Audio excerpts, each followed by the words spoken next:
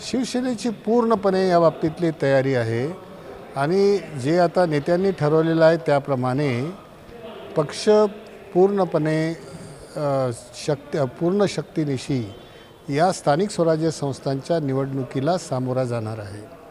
आमची पूर्ण तयारी आहे। मोठ्या प्रमाणामध्ये बैठकांचं सत्र हे मातोश्रीवर सुरू आहे। जिल्ह्यांच्या प्रतिनिधीला बोलावून त्याच्या बाबतीतली चाचपणी घेण्यात येत आहे। इव्हन काही ठिकाणी तर आमच्याकडून जे निवडणुकीकरता सक्षम अशा प्रकारचे उमेदवार असू शकतात त्याचीसुद्धा चाचपणी मोठ्या प्रमाणात घेण्यात आलेली आहे।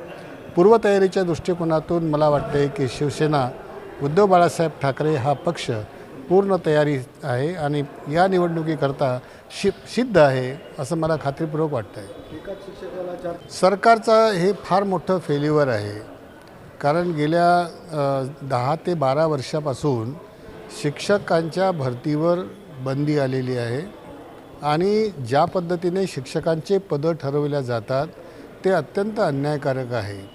महाराष्ट्र राज्य जे 2006 पर्यंत पहिल्या किंवा दुसऱ्या क्रमांकावर गुणवत्तेमध्ये देशामध्ये असायचं त्याचा क्रमांक आता 7वा खाली आलेला आहे।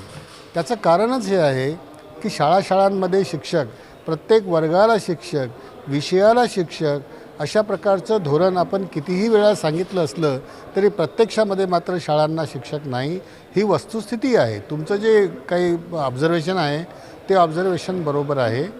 अनेक शाळा आम्हीसुद्धा अशा बघितलेल्या आहेत, मुंबईमध्ये आहेत, हे बाहेरच्या भागामध्ये आहेत याच्या बाबतीत तर काही नवल नाही आहे, परंतु मुंबईसारख्या शहरामध्ये ज्या ठिकाणी मुंबईमध्ये महानगरपालिका ही विद्यार्थ्यांवर दरडोई खर्च महाराष्ट्र राज्यापेक्षा कितीतरी जास्त करते आहे, त्या मुंबईमध्ये सुद्धा अशी परिस्थिती आहे की 1 ते 700 वर्ग आहेत, फक्त 2च शिक्षक त्या ठिकाणी सध्या कार्यरत आहेत।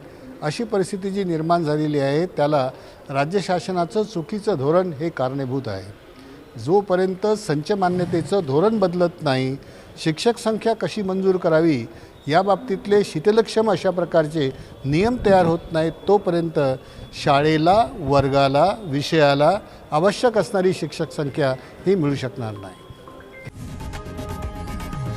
लोकशाही मराठी ऐका, पहा, जागरूक रहा।